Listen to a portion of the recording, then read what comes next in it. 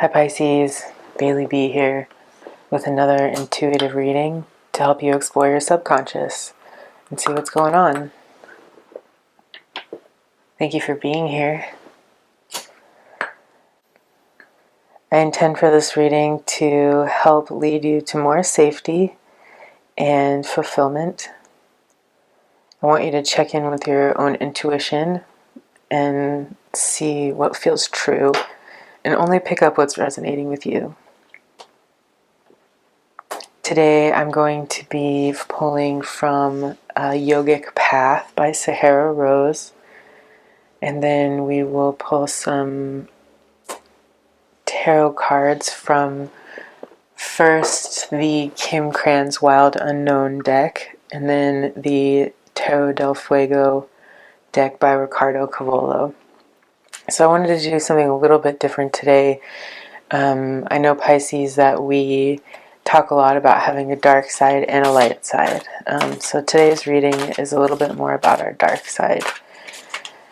I meditated and pre-shuffled the cards, but I'm curious about what is it that we need to be learning from our dark side right now.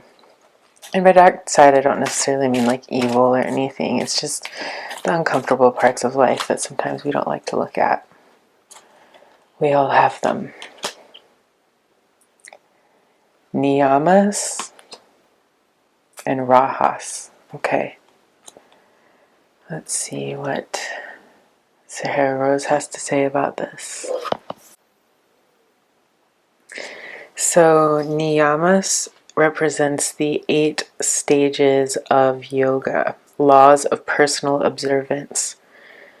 You are beginning to reap the rewards of the inner transformational work you have done. This is just the beginning of a lifelong practice of personal observance. Tune into what your soul needs at this moment. Are there toxins in your body and mind that need sauka, purity? Are you experiencing contentment, santosa, for all the blessings that you've been given? Are you using your tapas, disciplined energy, to take you toward your dharma, divine purpose? Continue the practice of svadhyaya, self-study. There's always more that you'll find when you open up the pathway to your true spirit. Take some extra time for yourself each day to practice Esvara Pranidhana, the celebration of contemplation of spirit. So a lot of words there that were defined. I'm sorry if I butchered the pronunciations. It is a little bit difficult. I'm not very well versed in Sanskrit pronunciations. So that to me was about self-observation, right? And that's kind of the point of looking at our dark side, or the parts of us that we don't always want to acknowledge, is so we can observe ourselves and integrate all of those things into our experience, and that through all of those things that were mentioned. So with all of these things, purity from toxins in our mind and body, contentment for the blessings that we've been given, our disciplined type of energy, and our divine purpose are all wrapped up in this self-study that we're called to do. When we are living each piece of that puzzle, then that's how we ascend to greater heights and deeper understanding of ourself. So I can see already here that putting forward some sort of practice, meditation, just thought and contemplation, therapy, if you're thinking about that. I'm not a doctor, see the disclaimer below, but any of those things where you're working on yourself will be beneficial right now. So with Rahas, this is such a beautiful card. We have dynamic movement, aggression, and energy. So this sort of almost like a fierceness about this energy. You are in a place of movement, making the most of each day. You are passionate and excited about the task at hand, and you are pushing the limits of what you believe possible for yourself. Rajas is needed to bring our desires into action, and you are deep in the development phase. You have already achieved many great accomplishments because of your determination, and more await you in the near future. However, remember to balance action with rest. Otherwise, you will lose sight of your true goal in the pursuit of achieving more. So this could not be more relevant to the readings that we've been having lately, Pisces. There is a call to cultivate an inner practice and a self-awareness, and there is an activity about us right now and a fierceness as we're going towards our dreams and our manifestations. We're doing some really heavy lifting in the world right now and manifesting some important things. So, with our inner practice and our outer energy, we're really making things happen and coming into balance, understanding that we need rest, but also hard work. So let's get into some tarot cards here today. What else do we need to know about this side of us that sometimes we don't want to admit or see? The Mother of Cups, the Death card, and the Lovers. We'll start there. Daughter of Pentacles on the back of the deck. So the Kim Krans deck is quite different than the regular tarot. The Mother of Cups would be the Queen of Cups, but here I see a different personality type than I typically see in the traditional deck. Here I see a goose who is very protective of this cup, almost agitated in a way that is, yes, fierce, as we said earlier, but maybe overprotective and easily ruffled. So part of the thing that I think we're being called to do right now is to loosen up and let go a little bit. This cup that's so important to us that we're protecting and cultivating right now, sometimes it can seem like, this is my baby. I need to have it done my way or make sure that it's executed in the way that I see fit. But a lot of times this just agitates the moment, Pisces, and it doesn't give the idea or the people around you that you're collaborating with the freedom in the movement to make improvements and to enjoy themselves along the way as well. So that's what I'm getting there with the Mother of Cups. The Death card is definitely saying that there's something that you need to leave behind. Something is ending here, and it's best to make peace with it because, as always with death, there is a renewal, or with an ending and a removal of something, there is space left for something new to fill it. So as I'm seeing here with the Lovers, this is an energy of two people flying in tandem towards a common goal. There's a lot of beautiful energy here, and I'm thinking that there is something in an important relationship of yours that you might need to let go. You might need to surrender to death here in the Death card. In order for this rejuvenation to happen here in our relationships, we have to sort of surrender control, being maybe a little bit of a perfectionist, not accepting other people's flaws and, expecting them to operate at the same pace as you. I know a lot of times we can be overachievers, and especially when we're really involved in something that we want to manifest, we can tend to get a little bit overzealous and forget about, every person around us has their own pacing and their own timing, and we need to be able to honor that as well if we're going to be a good leader. So I think there's something that's asking you here to look at how you're being a little bit too protective in one of your relationships and try and let that part of you go because it's no longer serving you. And with the Daughter of Pentacles here on the back of the deck, this is the Page of Pentacles energy, and it is speaking to a new opportunity for growth, especially material growth. If we are using the energy of the Daughter of Pentacles, it's an innocence, it's a fresh, new way of looking at something that will ultimately bring us financial stability.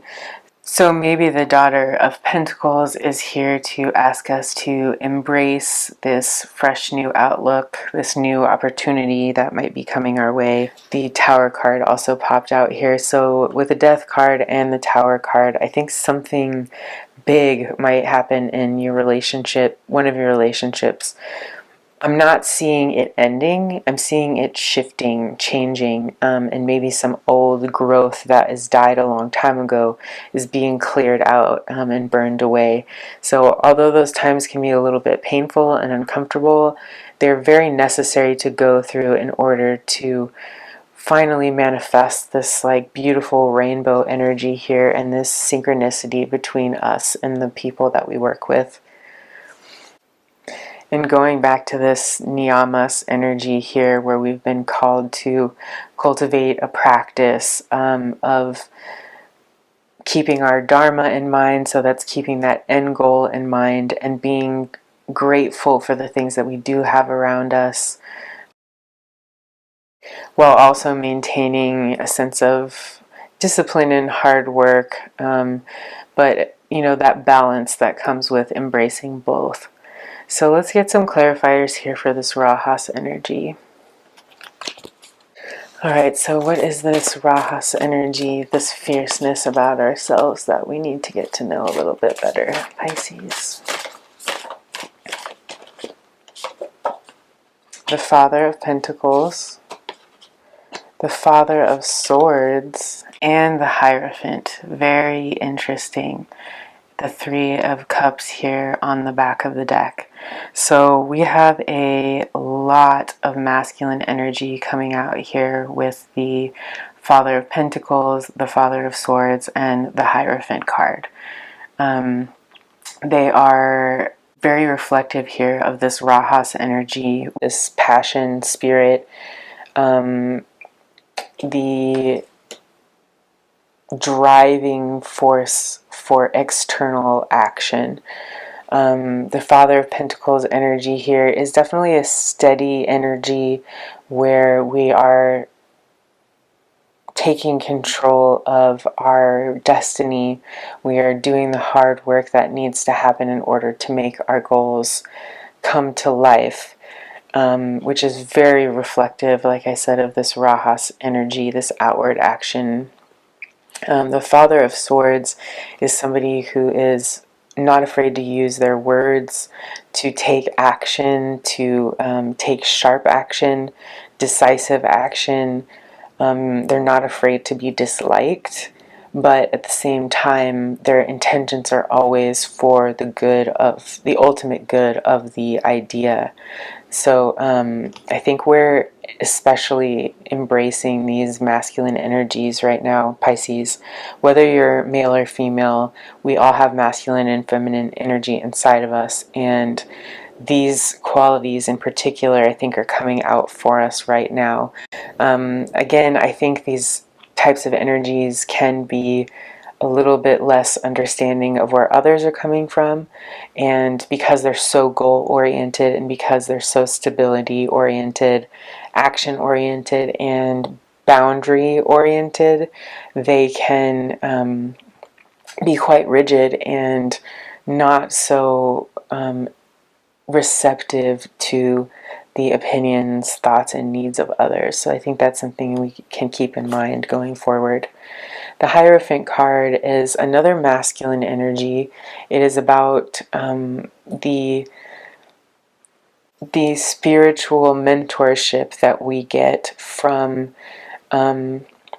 religion or structures of hierarchy, like mentorship, where we have somebody with wisdom who's imbuing the sense of responsibility and practice and dogma to what we are doing and how we are learning. So as opposed to the High Priestess energy, where you have a more flexible, intuitive understanding of knowledge, the Hierophant has a very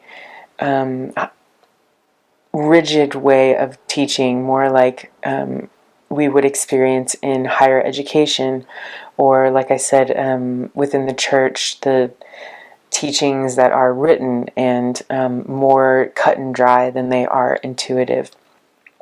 So all of these energies combined, I feel, are asking us to acknowledge that we have this part of ourselves. Pisces, I think a lot of times we see ourselves as very feeling, very empathetic because we can channel other people's feelings. But there comes a time when, because we're so good at that, we start to think, oh, we know everything. We know where everyone's coming from. We have a grasp on our surroundings better than other people. But since we are looking at our parts of us that we need to improve, our dark side, if you will, I want to be pointing out these things about us. And this is me included, Pisces. I'm a Pisces, obviously, myself, and I have all of these facets within me as well. So I'm here with you. I understand how hard it is to embrace the masculine and the feminine at the same time and keep that balance, but we're really being asked to temper ourselves here in this life and in this particular phase of our life. Okay, so let's get some cards of advice from this Tarot del Fuego deck. I love this deck so much. I feel like it always speaks to me. I'm going to shuffle a little differently. There's some cards of advice here that we have for Pisces.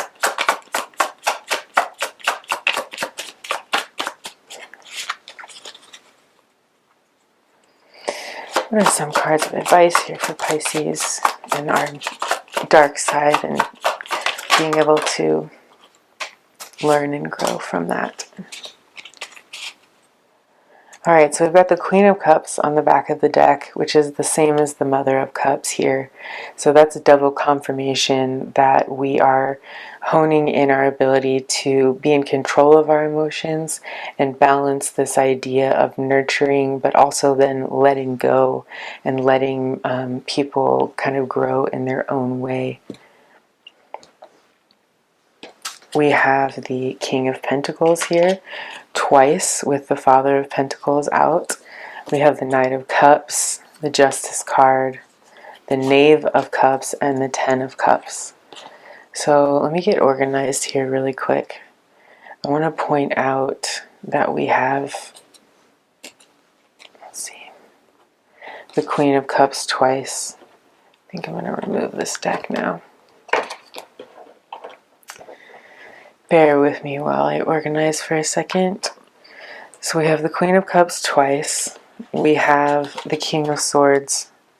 I'm sorry, the King of Pentacles twice. The Father and the King of Pentacles.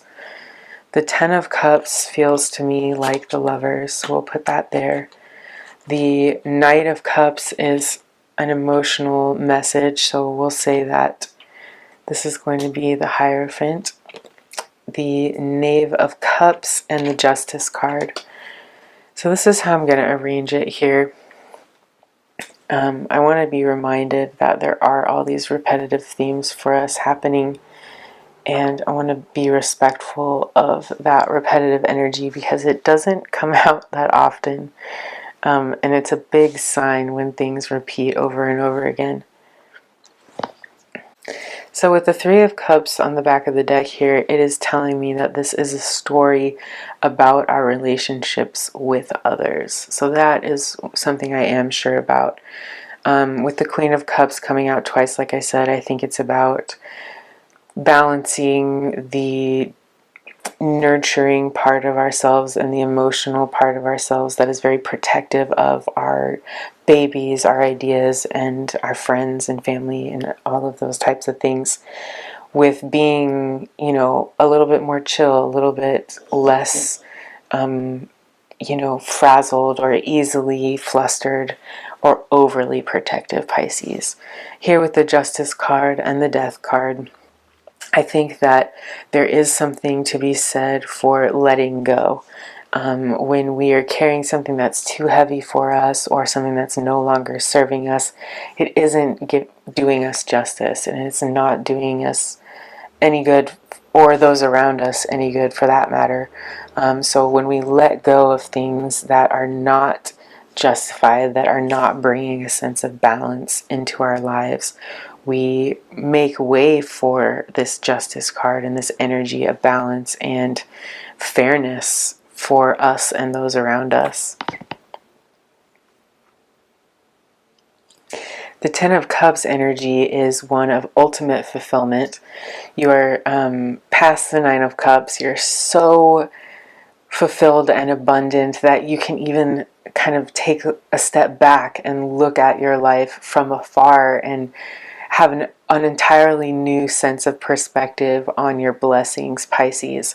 So I think this is a reminder and just a second look at this really vibrant, beautiful energy that we are creating in our lives. And even though we have these negative things that we are always working through, we have so much positive energy and light around us that comes from working through this energy. You don't just get to have amazing relationships and a super fulfilling life without examining all of this darkness within ourselves and bringing it into the light and bringing it into balance. So this is a wonderful reminder of where we're headed, and we are perfectly capable of achieving this Ten of Cups energy for ourselves, Pisces.